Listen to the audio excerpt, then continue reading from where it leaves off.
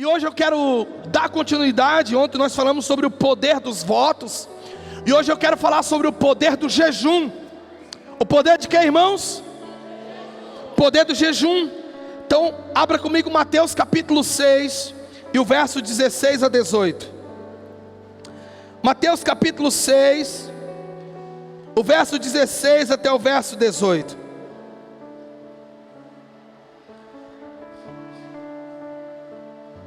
Pode acender as luzes para mim, pessoal.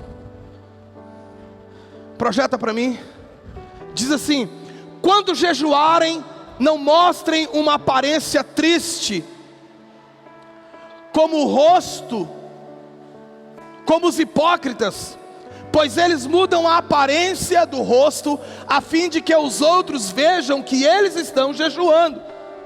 Eu digo verdadeiramente que eles já receberam sua plena recompensa. Versículo 17. Ao jejuar, arrume o cabelo e lave o rosto. Verso 18. Para que não pareça aos outros que você está jejuando, mas apenas a seu pai que vê em secreto, e seu pai que vê em secreto o recompensará. Pai, nós amamos a tua palavra, e esta é a tua palavra. Obrigado, Espírito Santo, pela tua presença nesse lugar. Eu tenho certeza que o Senhor quer fazer algo ainda extraordinário, profundo nessa noite. Eu tenho certeza que o Senhor ainda quer nos visitar por meio da tua palavra exposta, da exposição da tua palavra.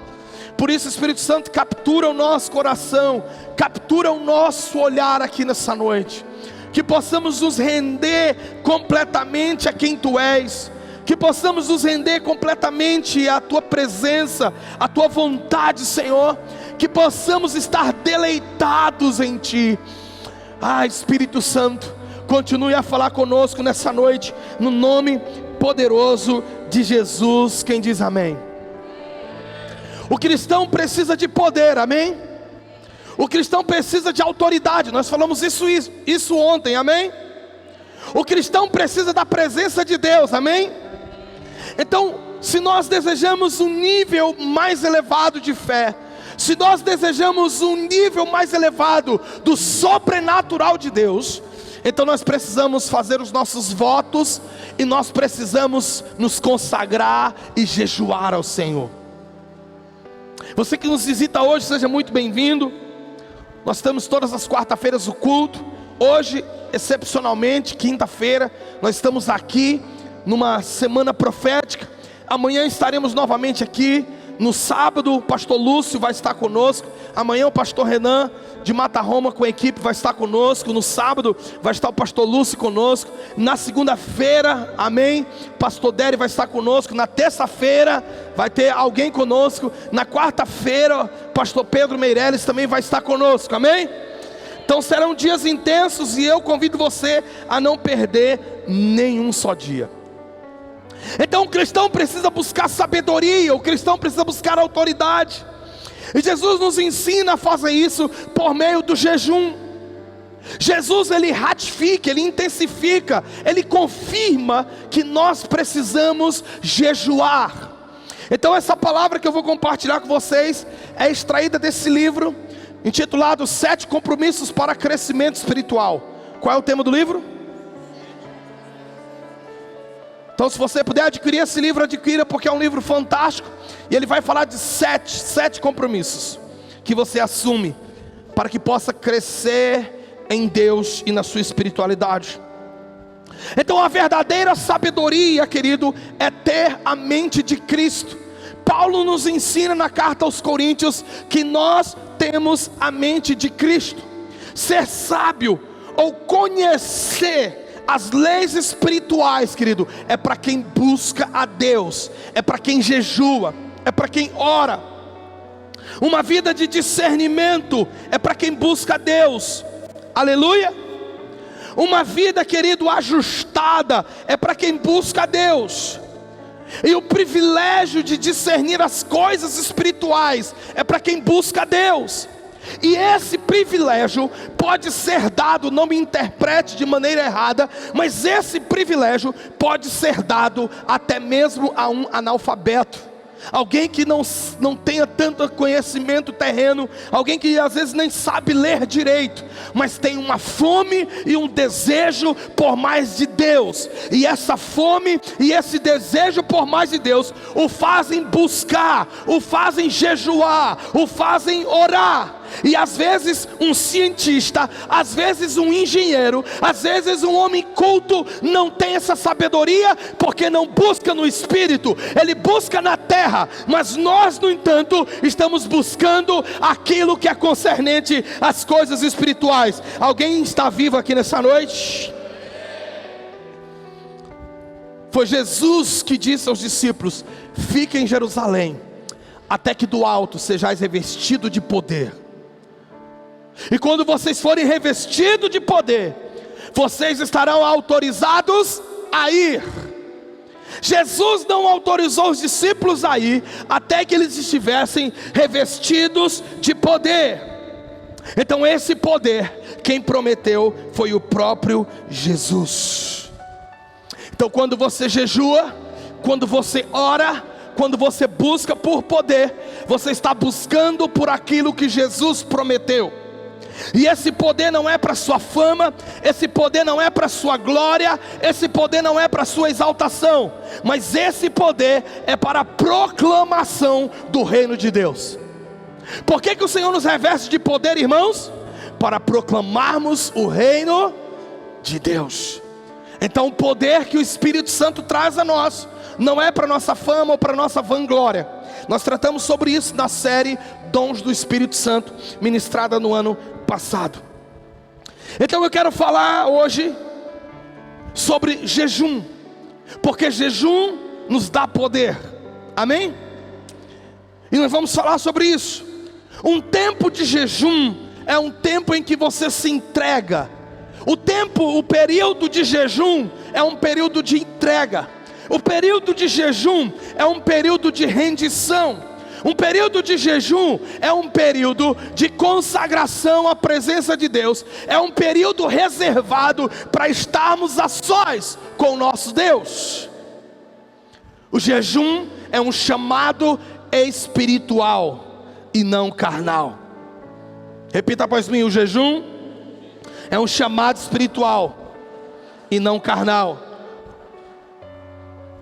Só 3 pessoas falaram, vou te dar mais uma chance. O jejum é um chamado espiritual e não carnal. Então quando nós jejuamos, é porque nós estamos atendendo a um chamado espiritual. E quando nós jejuamos, nós estamos acessando lugares antes desconhecidos para nós. Então quando nós jejuamos, o Senhor descortina diante de nós realidades espirituais que antes não conhecíamos. Quando jejuamos, nós entramos em atmosferas espirituais que antes desconhecíamos. Por isso o crente precisa jejuar. Amém? O crente precisa o que, irmão? Vocês estão calados hoje, hein? O crente precisa o que, irmão? Jejuar. Então eu vou te dar 7 motivos bíblicos para você jejuar. O primeiro: jejuar para experimentar o poder de Deus em nosso ministério. Segundo, jejuar pelo cumprimento das promessas de Deus em nossa geografia. Terceiro, jejuar para acabar com a crise. Quarto, jejuar pela revelação profética do final dos tempos, dos últimos dias. Quinto, jejuar por proteção divina. Sexto, jejuar por direcionamento. E sétimo, jejuar para crescimento em intimidade com Jesus. Anotaram tudo?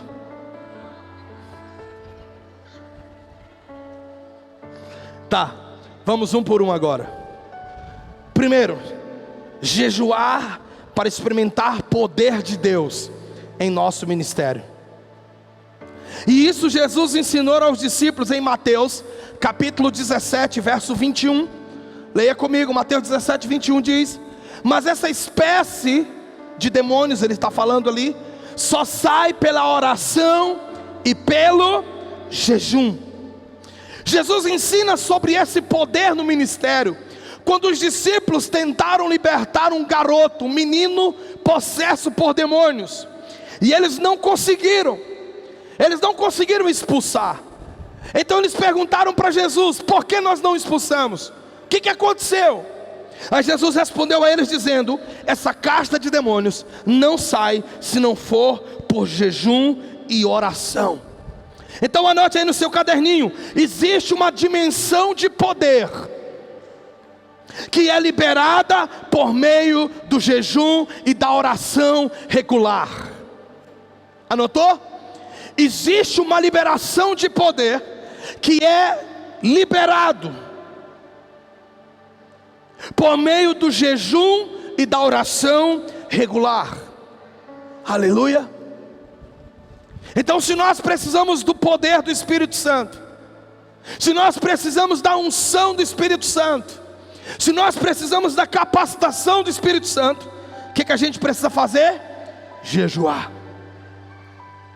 Muitos homens de grandes avivamentos dos séculos passados, ao longo da história, reservavam grandes períodos ao jejum e à oração.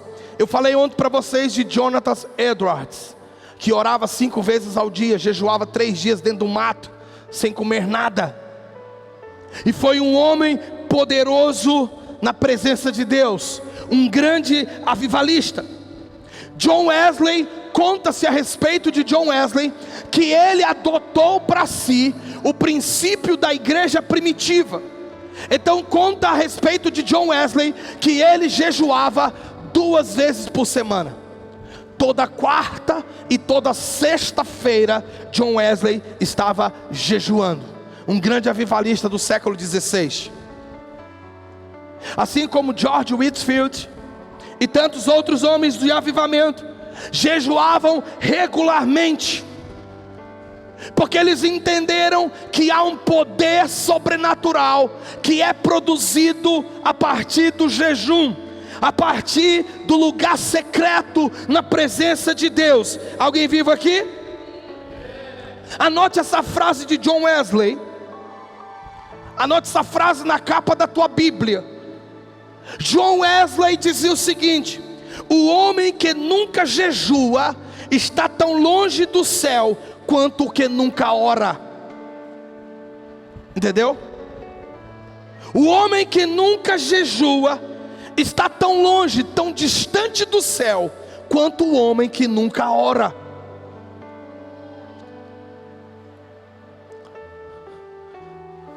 Homens de Deus, mulheres de Deus, existe uma conexão entre o poder do ministério, entre a proclamação da palavra e uma vida de jejum e consagração.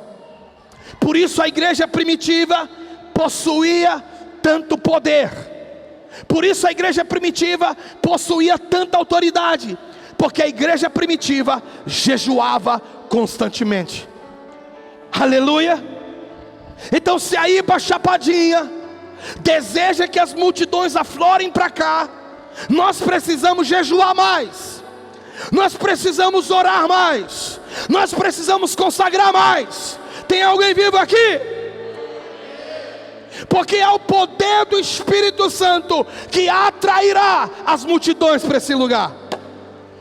Em Atos capítulo 2, enquanto os discípulos estavam esperando a descida do Espírito Santo, e depois que o Espírito Santo veio sobre eles, e eles foram cheios do Espírito Santo, a Bíblia diz que a multidão aflorou para aquele lugar, porque eles estavam cheios. Meu desejo é que nessa igreja cada crente ore em línguas. Meu desejo é que se levante profetas nessa igreja. A minha oração é que se levante pessoas com dom de discernimento, dom de interpretação de línguas. Amém? Já pensou alguém em línguas começar a orar do teu lado e de repente o Espírito Santo te tome, você consegue interpretar? Eu oro para que se levante nessa igreja pessoas com dom de revelação, ou os dons de revelação. Amém? Palavra de sabedoria, palavra de conhecimento, Aleluia. De repente alguém está do teu lado e ela começa a revelar a tua vida, ela começa a revelar os segredos do teu coração, não para te expor, para te condenar, mas para trazer conserto e alinhamento com Deus. Tem alguém vivo aqui comigo nessa noite, irmão? Porque era isso que acontecia na igreja de Atos. Lembra no capítulo 5, quando Ananias mentiu, e Pedro diz assim: por que você mentiu o Espírito Santo, cara? E a Bíblia diz que no mesmo instante Ananias morreu, porque ele mentiu ao Espírito Santo. Haviam sinais e prodígios na igreja primitiva. Sabe por quê? Porque eles jejuavam e oravam. Não existe outra maneira da igreja do Senhor possuir autoridade e poder se não for com jejum e oração. Você quer possuir poder e autoridade na tua casa, irmão? Jejue e ore. Aleluia. Aleluia. Você quer expulsar os capetas que estão atormentando tua casa? Jejue e ore. Você quer mandar embora a opressão e a depressão? Jejue e ore. Aleluia. É com jejum e oração que conquistamos autoridade para o ministério que Deus confiou a nós. Segundo, jejuar pelo cumprimento das promessas de Deus na nossa geografia. Anota: jejuar pelo cumprimento das promessas de Deus na nossa geografia. Deus tem uma promessa para Chapadinha. Você não entendeu o que eu disse? Deus tem uma promessa para Chapadinha. O que está acontecendo com vocês hoje, hein? Deus tem uma promessa para Chapadinha. Promessa de avivamento. Deus tem um plano profético para cada cidade, irmãos. Deus tem um plano profético para cada bairro, cada vilarejo, cada nação. Mas escuta, esse plano será manifestado, liberado, a partir do momento que o seu povo orar e jejuar em favor dessa manifestação. Então nós precisamos orar e jejuar a respeito dos planos de Deus para Chapadinha. Nós vamos fazer isso agora? Então fica de pé no teu lugar, erga suas mãos aos céus, começa a orar pelos planos de Deus para Chapadinha. Vamos lá, vamos praticar isso agora.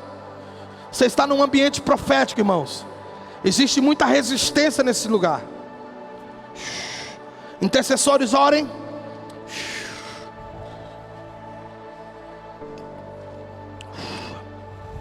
Ore pelos planos e projetos de Deus para essa cidade. Vamos lá, comece a clamar e faça a oração de Paulo.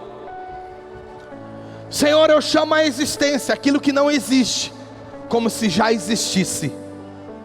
O que não existe em Chapadinha, mas que nós desejamos para ver a glória de Deus nessa cidade, comece a chamar à existência. Em todas as áreas, irmãos, em todas as áreas. Chame à existência uma faculdade de medicina, chame à existência uma faculdade odontológica, chame à existência, vamos lá, chame à existência o governo do justo, vamos, chame à existência uma empresa que vai gerar empregos em massa, para que as pessoas não saiam de Chapadinha para buscar emprego fora. Chame à existência. O ambiente profético é chamar à existência aquilo que não existe, como se já existisse. Vamos, irmão, ora, ora, abra a boca e ore.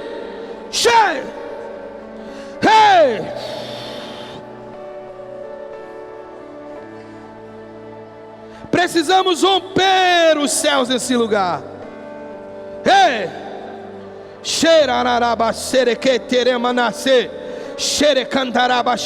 Vamos lá, chama a existência aquilo que o Espírito Santo trouxe à tua mente. Chama a existência.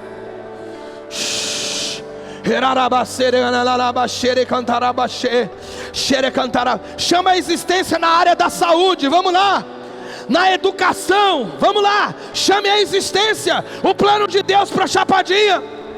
É bíblico nós orarmos e jejuarmos pela cidade que o Senhor nos transportou. É bíblico orar pela prosperidade da cidade. Então ore pela prosperidade da cidade. Vamos lá. Ore pela prosperidade da cidade. Ei, xaracatarabacere cantarabachê. Ore pela prosperidade da cidade. Ore, ore, ore.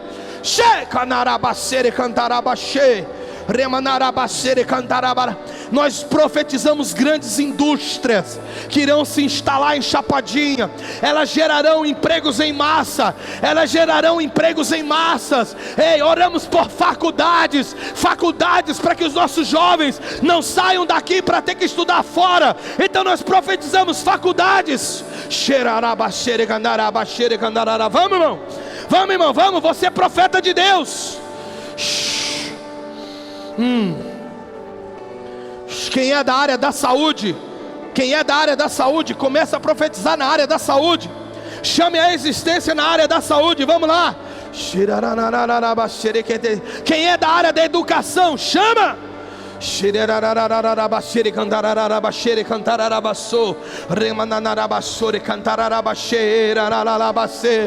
Declaramos a falência do carnaval de Chapadinha. Vamos lá, profetiza a falência dos bares, profetiza a falência dos prostíbulos, profetiza a falência. Vamos lá. Você é profeta, irmão.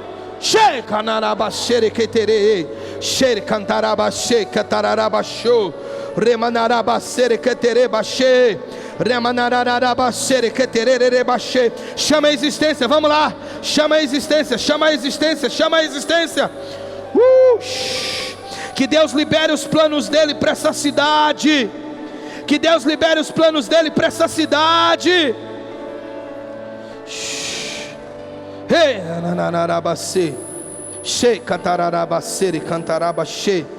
Ei, que Deus libere os planos dele para essa cidade.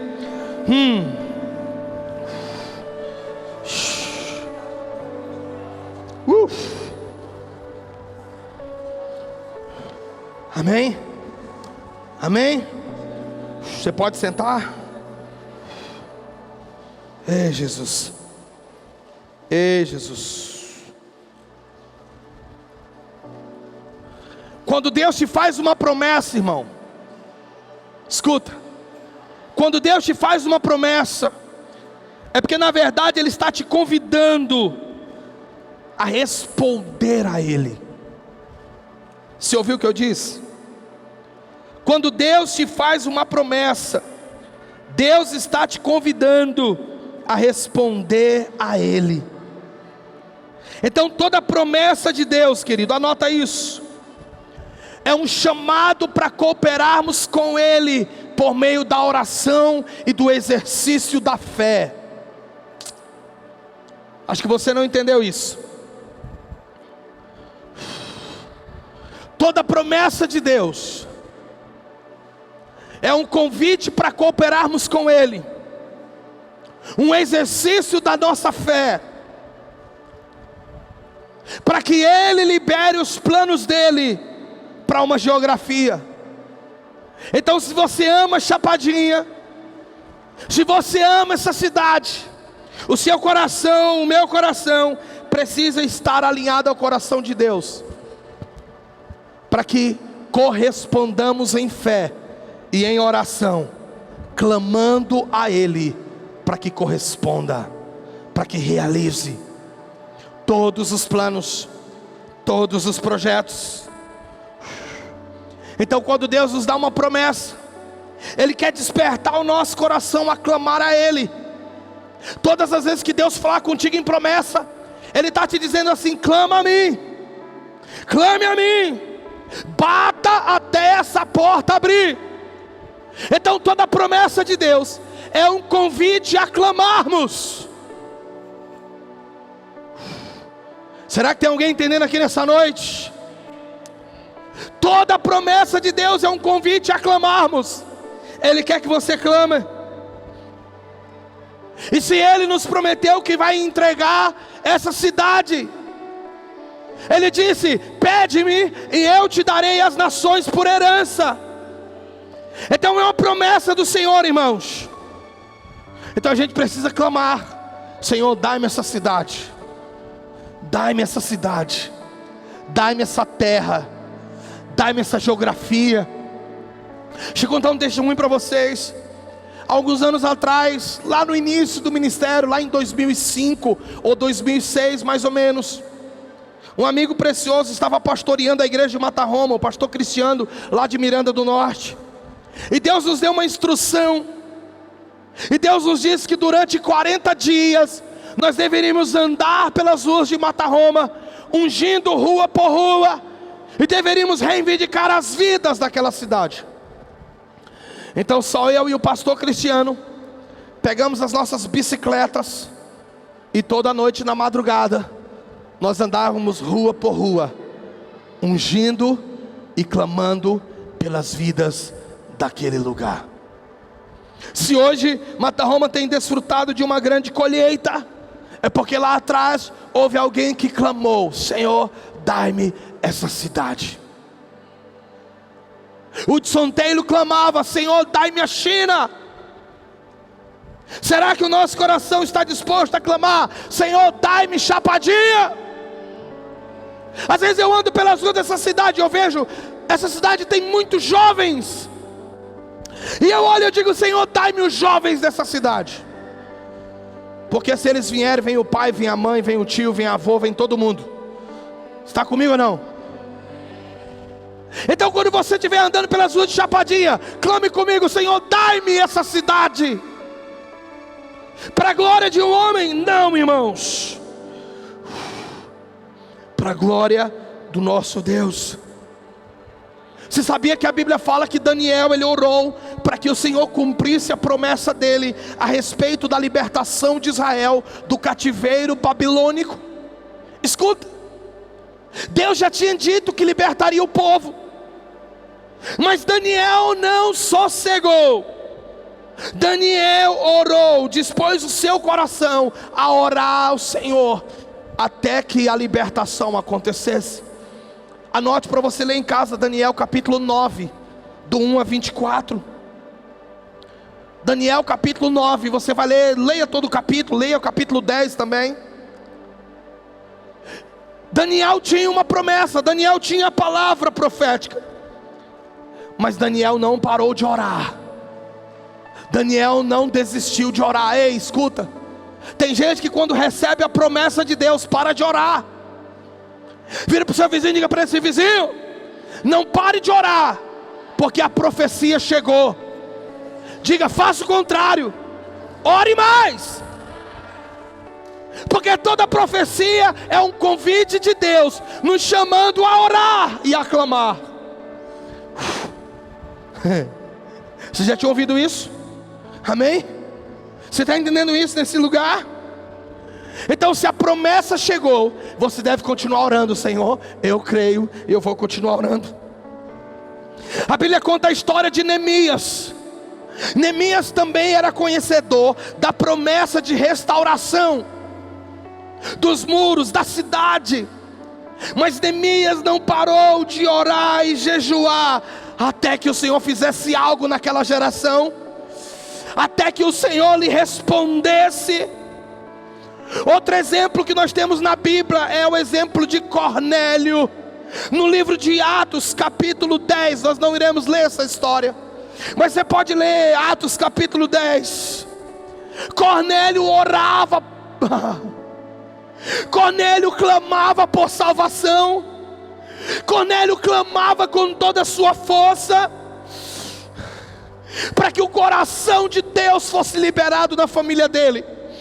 E você conhece o final da história. Deus usa Pedro, e Pedro vai até Cornélio e ele anuncia palavras de salvação. Mas por quê? O coração de Cornélio desejou.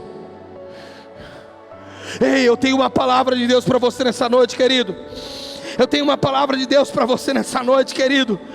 Não pare de orar até ver a promessa materializada nas suas mãos. Não pare de orar até ver a resposta da tua oração. Não importa quantos anos passe, não importa quantos anos passe, não pare de orar até ver a resposta de Deus materializada na tua vida. Essa é a conquista do teu território. Porque o teu território pode ser a tua casa.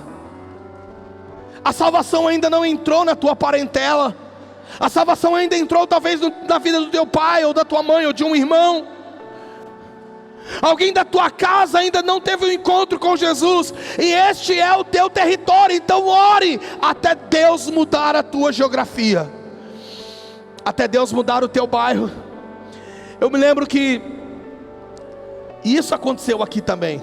Mas eu lembro quando nós começamos a construir a igreja em Mata Roma, a rua era toda esburacada. E logo em seguida nós compramos uma casa. Eu e minha esposa compramos uma casa na mesma rua, só que no final não tinha asfalto, era um buraco só. E de repente a prefeitura decide asfaltar tudo. E aí eu tinha um irmão da igreja que morava na rua de trás da nossa casa.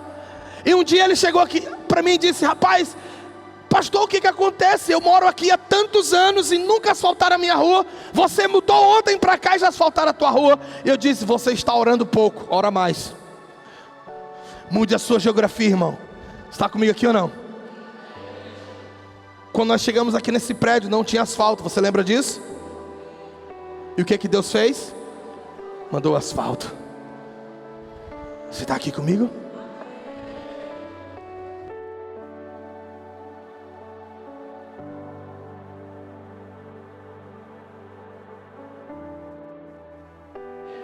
Porque onde um servo de Deus chega, a geografia precisa mudar. A igreja foi implantada em Chapadinha, e a realidade dessa cidade tem que mudar. Se não mudar, nós estamos falhando como igreja. Nós não estamos fazendo nada, irmão. Se as coisas não começarem a mudar, nós estamos falhando na nossa missão. Então precisamos jejuar para Deus mudar a geografia chamada Chapadinha. Será que tem alguém vivo aqui nessa noite? 3. Jejuar para acabar uma crise, sair do meio de uma crise. Ao longo da Bíblia nós encontramos jejuns como esse, propósitos como esse. E um dos exemplos que o autor do livro cita é o exemplo de Ana, quando ela orava por Samuel, quando ela clamava a Deus por Samuel. Havia uma crise dentro daquela mulher e ela clamava pelo Senhor. Isso está em Samuel, 1 Samuel capítulo 1, verso 7. E Deus respondeu a oração de Ana, porque ela decidiu clamar com oração e jejum. E isto foi um agente que acelerou o processo na vida daquela mulher. Tem alguém vivo aqui? Então você está no meio de uma crise. Qual é a tua crise? Familiar, financeira, sentimental, espiritual? Qual é a tua crise? Faça como ela. Ore e jejue. Acelere o processo. Eu não sei se você está no meio de uma crise, mas se você está aqui me ouvindo nessa noite, nesse culto, e você está no meio de uma crise, então eu digo para você: faça como ela fez. Ore e jejue até que Deus tire você dessa crise. Mas escuta, tem um contraponto aí. Tem um contraponto. Quando a crise é gerada por um pecado não confessado, sabe o que acontece? Nem mesmo o jejum resolve o problema. Lembra de Davi? Davi caiu com Betseba, gerou um filho do pecado. A criança adoeceu. Davi se trancou no quarto. Durante 7 dias não comeu. Durante 7 dias não tomou banho. Durante 7 dias Davi ficou com o rosto em terra e não resolveu o problema. Sabe por quê, irmãos? Porque eu costumo dizer que contra a brecha aberta não existe oração, existe posicionamento. Alguém vivo aqui? Contra a brecha aberta não existe oração, existe posicionamento. Então tem pessoas que estão lutando com crises há anos, e faz jejum, faz oração, faz isso, faz aquilo, mas o problema não é a falta de jejum e de oração, crente. O problema é que existem brechas abertas, e elas precisam ser fechadas. Você está comigo aqui nessa noite? Deus não vai te abençoar financeiramente, por exemplo, se existem brechas abertas na área financeira. Então precisa ajustar. Contra brecha não existe oração, existe posicionamento. Davi orou, jejuou, colocou a boca no pó, mas não resolveu o problema. Deus levou a criança. Então tem o contraponto. Se a sua crise é existencial, se a sua crise é interna, e é por causa de pecados, então preciso te dizer, não vai adiantar nada você jejuar e orar. Resolva o problema do pecado primeiro, e aí sim, você vai poder orar e jejuar, e algo vai acontecer. Alguém vivo aqui nesse culto? Quarto, jejuar por revelações proféticas a respeito dos finais dos tempos. Eu estou falando sobre 7 motivos bíblicos para o jejum, e que nós precisamos corresponder à instrução bíblica. E este é um dos motivos pelo qual a igreja precisa jejuar. Para quê, pastor? Porque nós precisamos entender a palavra de Deus, principalmente com relação ao final dos tempos. Está comigo aqui ou não? O maior exemplo disso é a vida do próprio Daniel, que já falamos dele aqui hoje. Daniel jejuou e orou para entender os sinais, para entender o que Deus estava querendo fazer no tempo do fim. Lá em Daniel capítulo 9, verso 3, põe para mim na tela. Daniel capítulo 9, verso 3, vamos ler alguns versículos agora. Diz assim: por isso me voltei para o Senhor Deus com orações e súplicas, em jejum, em pano de saco e coberto de cinzas. Versículo 21. Enquanto eu ainda estava em oração, Gabriel, o homem que eu tinha visto na visão anterior, veio voando rapidamente para onde eu estava, à hora do sacrifício da tarde. Versículo 22 até o 23. E ele me instruiu e me disse: Daniel, agora vim para dar a você percepção e entendimento. Assim que você começou a orar, houve uma resposta que eu trouxe a você, porque você é muito... Olha como Daniel era conhecido no céu, irmão, como alguém muito... Por isso preste atenção à mensagem para entender a visão. Mas se Daniel não tivesse disposto o seu coração a buscar em jejum, se Daniel não tivesse disposto a buscar em oração, se Daniel não tivesse disposto a se humilhar, se Daniel não tivesse disposto a se render diante de Deus, ele não teria compreendido a mensagem do Senhor. Ei, você precisa jejuar para entender o que Deus fará nos últimos dias antes do seu retorno. Afinal, nós estamos preparando você para o arrebatamento da igreja. Só 3 pessoas querem isso, irmão? Eu queria que fosse hoje à noite. Quantos queriam que fosse hoje à noite? Ah tá, tem alguns que não querem não.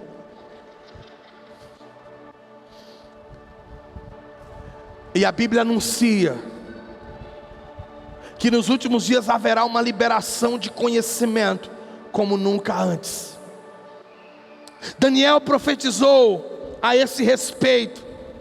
Daniel anunciou a esse respeito que nos últimos dias Deus liberaria uma compreensão a respeito dessas coisas. Então nós precisamos jejuar como Daniel. Olha o capítulo 11 e o versículo 33 a 35 comigo. Daniel 11,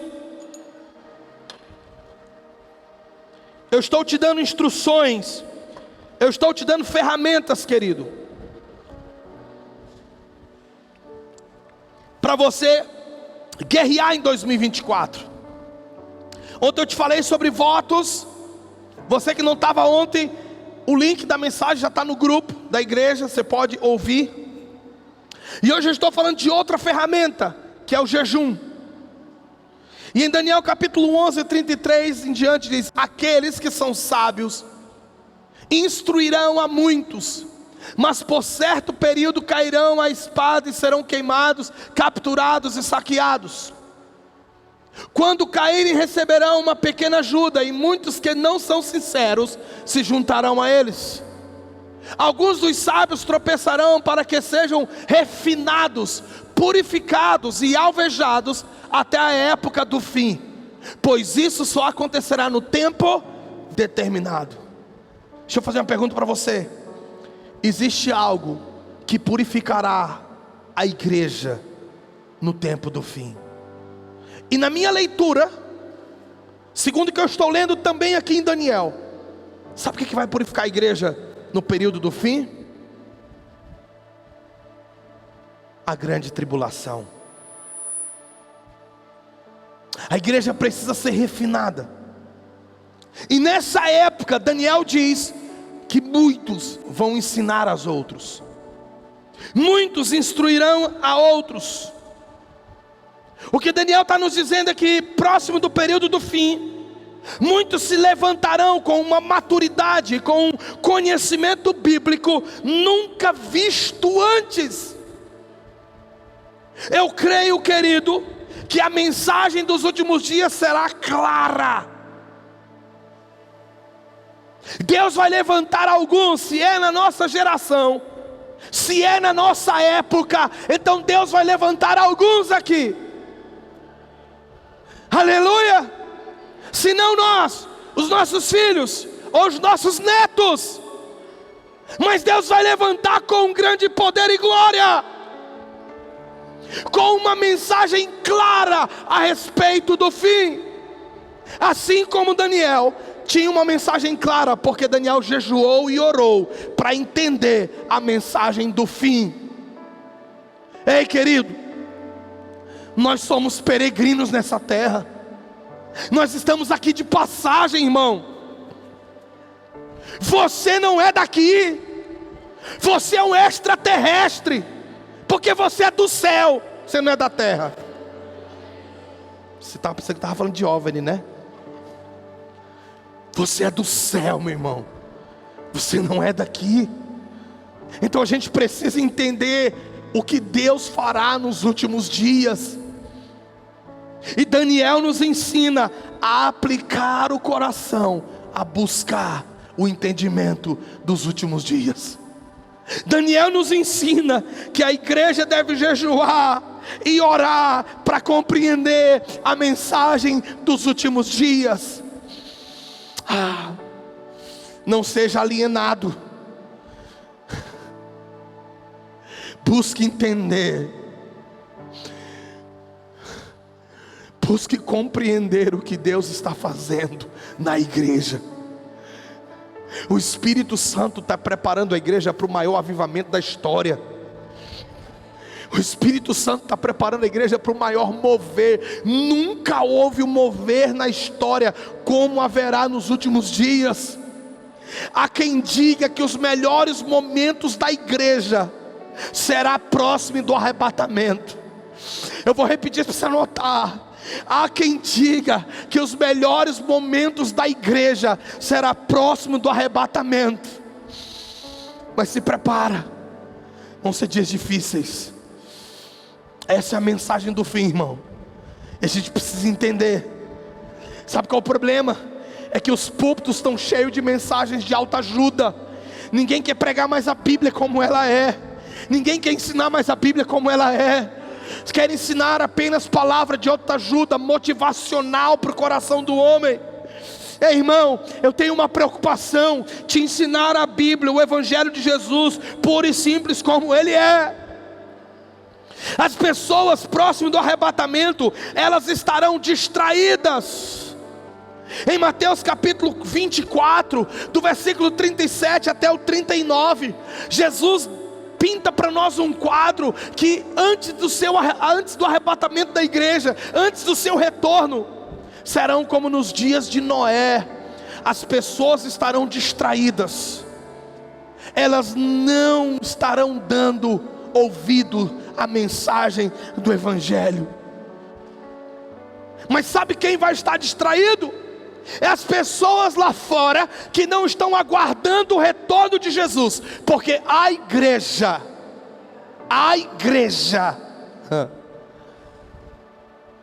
estará atenta aos sinais, a igreja estará atenta aos acontecimentos ao redor do mundo. A igreja vai olhar o noticiário e ela não vai entender de maneira natural. Ela vai olhar para o noticiário e ela vai perceber os sinais do fim. Mas deixa eu te dizer uma coisa, igreja: nós precisamos seguir o exemplo de Daniel, e precisamos dispor o nosso coração a jejuar por entendimento, principalmente o entendimento do final de todas as coisas. E quem busca esse entendimento é alguém que está à frente do seu tempo. Quem busca esse entendimento é alguém que está se preparando para ser um precursor da volta de Jesus. Assim como João Batista foi um precursor da vinda de Jesus, quem busca compreender os sinais do fim se torna um precursor. Aquele que está orando e desejando o retorno de Jesus. Então eu quero motivar você: ore e jejue. Senhor, me faça compreender o que está por vir. Senhor, me ajuda a abrir a Bíblia e ler os textos proféticos dos sinais do fim, e me ajude a entendê-los, me ajude a compreendê-los. Você está comigo? Quinto, vamos caminhar para o encerramento: jejuar por proteção. Antes que Esdras saísse com um povo, com um grupo de judeus da Babilônia para restaurar os muros, para reconstruir a nação, ele jejuou e orou por proteção de Deus. Leia comigo Esdras capítulo 8, versículo 21 e o versículo 20 a 23. Esdras capítulo 8,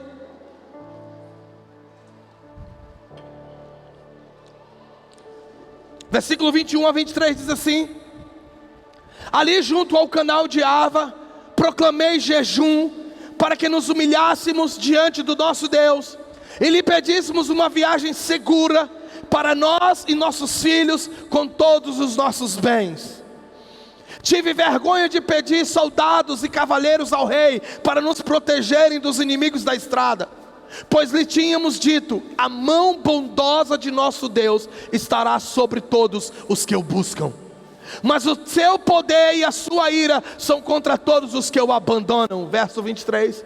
Por isso jejuamos e suplicamos essa bênção ao nosso Deus, e Ele nos atendeu. O caminho da Babilônia até Israel era um caminho muito perigoso.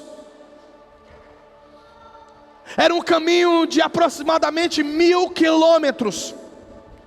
E eles precisavam da proteção de Deus contra os ladrões, contra os bandidos da estrada. Eles precisavam da proteção de Deus para não serem roubados. Eles precisavam ser guardados por Deus. Então Esdras fez o quê? Jejuou e orou e suplicou ao Senhor para que os guardasse. Do mesmo modo, Esther, você pode ler Esther capítulo 4, versículo 16. Tome nota para você ler em casa. Esther capítulo 4, versículo 16. Ela jejuou e orou para que Deus guardasse tanto ela quanto todo o seu povo. Um decreto para que todos os judeus fossem mortos havia sido estabelecido, e Esther sabia que somente uma provisão divina poderia livrá-los. Isso está no capítulo 3, você pode ler. Então Esté precisava tanto da proteção para ela e para todo o seu povo. E o que Esté fez? Ela jejuou e colocou o povo para jejuar. Olha o que diz o texto: informamos ao rei que se essa cidade for reconstruída, Esté, viu? Esté capítulo, isso, muito bem. Vá reunir todos os judeus que estão em Suzã e jejuem em meu favor. Isso é Esté dizendo. Não comam, não bebam durante 3 dias. Esse ficou conhecido como jejum de Esté. Nem bebam durante 3 dias e 3 noites. Eu e minhas criadas jejuaremos como vocês. Depois disso irei ao rei, ainda que seja contra a lei. Se eu tiver que morrer, morrerei. Porque havia uma lei naquela época que qualquer pessoa que entrasse na presença do rei sem ser anunciada, ela morreria. Mas Esté confiou em Deus. Esdras confiou em Deus.